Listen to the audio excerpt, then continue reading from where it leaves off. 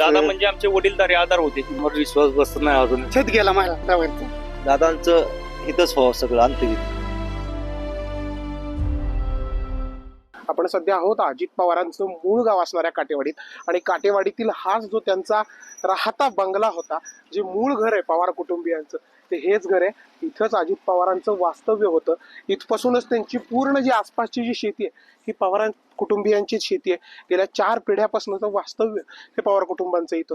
अजित पवारांचं जे लहानपण होतं इथंच गेलं आणि ह्याच गावातील ही सगळी ग्रामस्थ आहेत. दादा गेले, दादांचं बालपण इथं गेलं. दादांचं बालपण का तुम्हाला एक सांगतो की महाराष्ट्रावरचं छत जे दादांनी दिलं होतं ते सगळ्यांचं गेलं. आम्हाला एवढं दुःख होतंय की आमचं मनापासून तुम्हाला सांगतो, तुमच्या गावचं सुपुत्र होतं. आमच्या गावचं सुपुत्र इथलं आधार गेला. आधार आमचा जे आमचा आधार गेले दादा. आधार गेले. दादा म्हणजे दादा आमचं म्हणजे आमचे वडीलधारे आधार होते. सगळ्याचे त्यांच्या पलीकडे काही बोलू शकत नाही आता. माझे अश्रू मला अनावर होत नाहीत आता. हा, दादा ती दादाच होती आणि महाराष्ट्राचे दादा होते ते. तुम्हाला एवढं सांगतो. आणि छत गेला महाराष्ट्रावरचा एवढं तुम्हाला सांगतो. आमचे आधारवड गेले सगळे महाराष्ट्राचे. कारण दादा आमच्यावर आम्हाला विश्वास बसत नाही की दादा गेलेत म्हणून.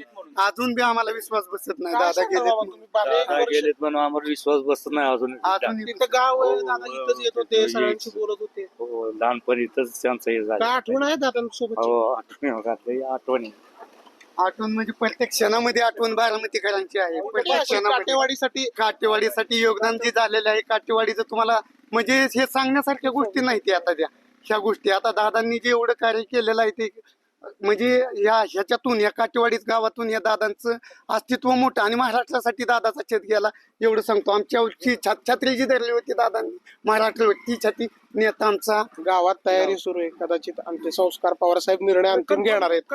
जर अंतिम निर्णय पवारसाहेब घेतील कसं आहे ठरलं तर तुमची काय इच्छा, काटेवाडीत व्हावं का बारामती?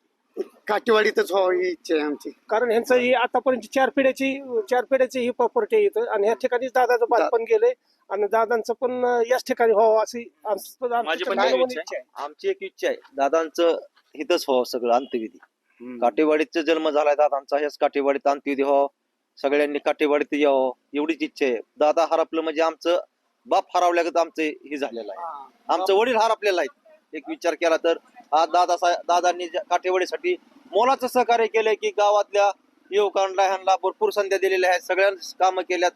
आमचं म्हणजे असं की विचारधारा तुटलेली आहे आता सगळ्या समाजाची, प्रत्येक समाजाला घेऊन तर दादा म्हणजे काटेवाडीचा बाप होता आणि तो बाप माणूस गेलाय हीच भावना या काटेवाडीच्या ग्रामस्थांची. आणि ज्या ठिकाणी अजितदादांचं बालपण गेलं त्याच काटेवाडीत त्यांना शेवटचा अंतिम निरोप हा द्यावा ही काटेवाडी ग्रामस्थांची मागणी. मात्र याबाबतचा अंतिम निर्णय पवार कुटुंबीय घेणार आहे. व्हिडिओ जर्नलिस्ट राजूसह संकेत कुलकर्णी, NDTV मराठी, काटेवाडी, बारामती.